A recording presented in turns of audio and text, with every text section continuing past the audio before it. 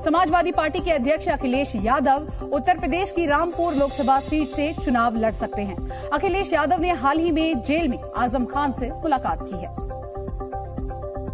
जिसके बाद से ही अखिलेश यादव के रामपुर लोकसभा सीट से चुनाव लड़ने की अटकलें तेज हो गई हैं। जानकारी के मुताबिक अखिलेश यादव ने 2 दिन पहले सीतापुर जेल में बंद आजम खान से मुलाकात की थी।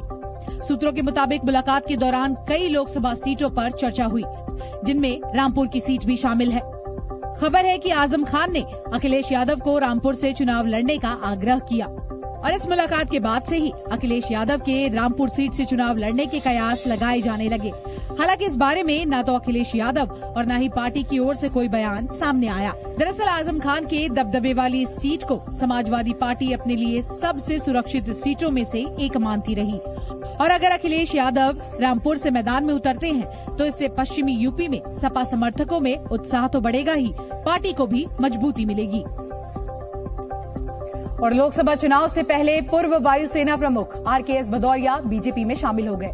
पार्टी के नेता विनोद तावड़े और केंद्रीय मंत्री अनुराग ठाकुर की मौजूदगी में आरकेएस भदौरिया ने पार्टी की सदस्यता ली और बीजेपी में शामिल होते ही आरकेएस भदौरिया ने देश के लिए काम करने का मौका देने वाली पार्टी नेतृत्व को धन्यवाद दिया।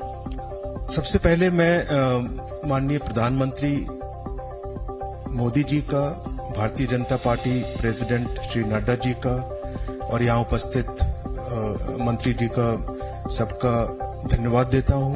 आरकेएस भदौरिया के बीजेपी में शामिल होते ही उनके लोकसभा चुनाव लड़ने की अटकलें भी तेज हो गई। खबर है कि बीजेपी भदौरिया को यूपी की गाजियाबाद सीट से उम्मीदवार बना सकती है, क्योंकि सूत्रों के मुताबिक इस बार गाजियाबाद सीट से जनरल वीके सिंह का टिकट कट सकता है। सितंबर 2021 में सेवा से रिटायर हुए आरकेएस भदौरिया के पास रक्षा सेवाओं में 4 दशकों से ज्यादा का अनुभव है। साथ ही उन्हें 4250 घंटे से ज्यादा उड़ान भरने का भी अनुभव है।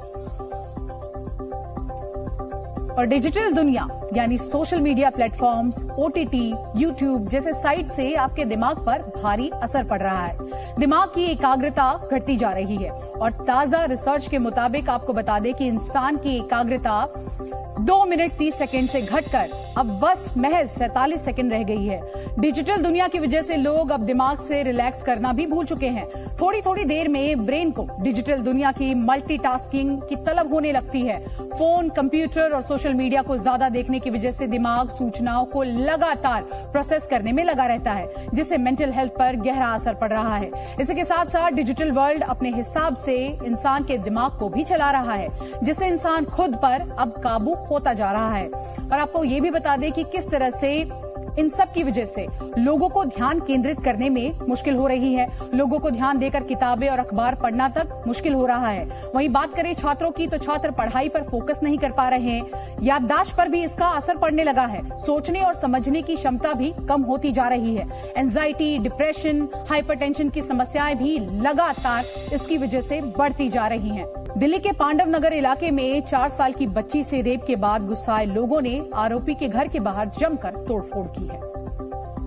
सैकड़ों लोग आज सड़क पर आए और सबने मिलकर बच्ची से रेप का विरोध किया। लोगों का गुस्सा इसलिए भी भड़का क्योंकि पुलिस सूत्रों के मुताबिक बच्ची आरोपी के घर पर ट्यूशन पढ़ने जाती थी, यानी आरोपी बच्ची को पहले से जानता था और इसी का फायदा उठाकर उसने दरिंदगी की। इधर पुलिस ने पॉक्सो एक्ट और आईपीसी की धारा 376 के तहत केस दर्ज कर आरोपी को गिरफ्तार कर लिया है। एक लड़का है 34 साल का, उसने उसके साथ दुष्कर्म किया है। हमने साथ के साथ लीगल एक्शन शुरू किया और केस दर्ज करने के बाद में इस लड़के की अरेस्ट कर ली है। इस दरिंदगी को लेकर लोगों का गुस्सा 7वें आसमान पर है, लिहाजा इलाके में भारी सुरक्षा बल तैनात है। बच्ची का भी अस्पताल में इलाज चल रहा है और वो फिलहाल खतरे से बाहर बताई जा रही है।